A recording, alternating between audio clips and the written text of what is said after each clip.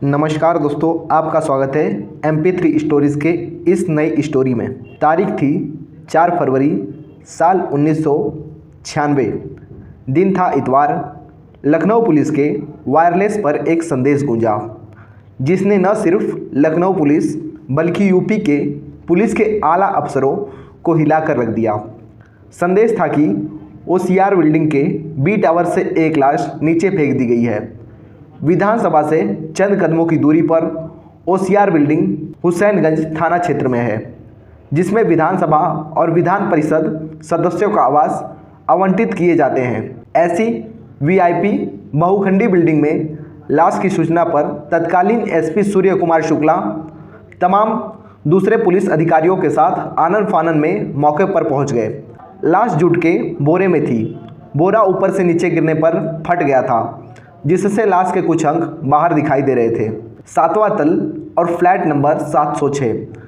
दरोगा ने जैसे ही बोरा खोला, अधिकारियों के चेहरे से हवाइयाँ उड़ने लगी।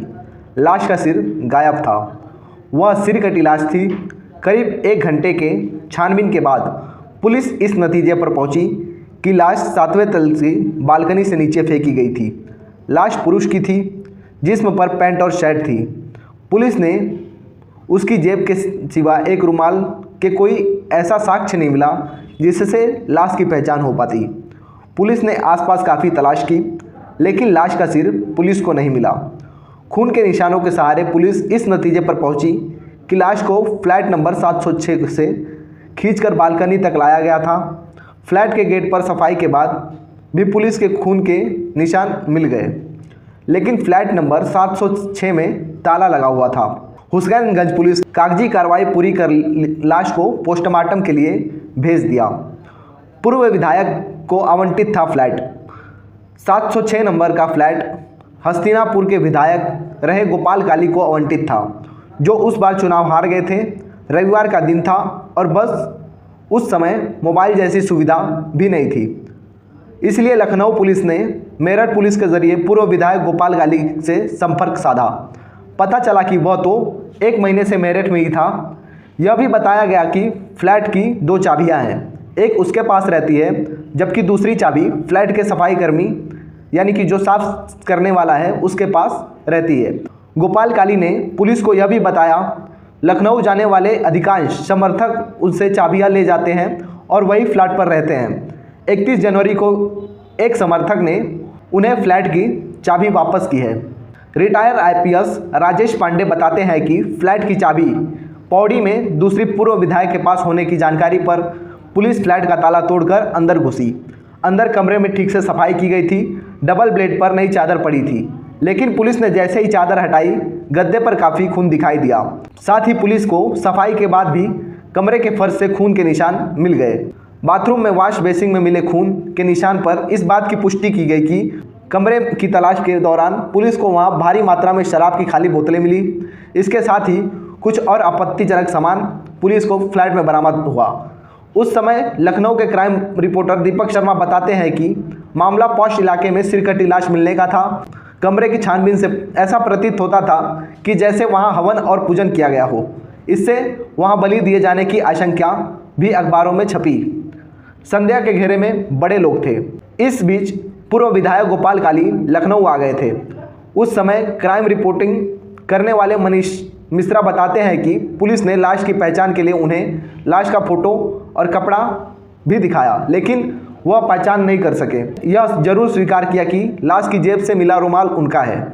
इस तरह इस घटना के 5 दिन बीत जाने के बाद पुलिस की तफ्तीश वहीं खड़ी थी जहां से शुरू की गई थी। छठे दिन यानी 10 फरवरी को लाश की पहचान के रूप में पुलिस को बड़ी सफलता मिली।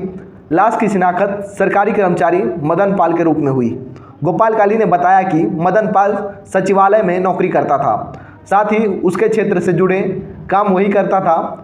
जब वह लखनऊ में नहीं थे तो वह काम के लिए अपने समर्थक को मदन पाल के पास पत्र लिखकर भेज देते थे। फ्लैट पूर्व विधायक हो चुके गोपाल काली नाम आवंटित था, सो गोपाल काली पहले ही दिन शक के दायरे में थे। उन पर शक उस समय से गहरा हो गया जब लाश के जेब से बरामद रुमाल उन्होंने अपना बताया। गोपाल काली अभी जीवित हैं। उन्होंने हमसे बातचीत में बताया कि समाचार पत्रों के साथ पुलिस को शक की सुई लगातार उन पर और उनके एक विधायक मित्र पर, जो कि बाद में एक राज्य के मुख्यमंत्री और केंद्र मंत्री हुए, उस पर थी। रोज अखबार में उन दोनों को लेकर खबरें छप रही थी। आखिरकार उन लोगों ने तत्कालीन एसपी सूर्य कुमार शुक्ला से मुलाकात की और मामले में तेजी के साथ जांच करने का अनुरोध किया। हत्या को कोई सुराग नहीं मिल रहा था और पुलिस न ही लाश का सिर, उस पर से लगातार पुलिस का दबाव बढ़ रहा था। इस बीच पुलिस को उस फ्लैट से एक टेलीफोन डायरी मिलती है जिसमें 100 नंबर से ऊपर नंबर थे। पुलिस ने सभी नंबरों पर फ़ोन करना शुरू किया।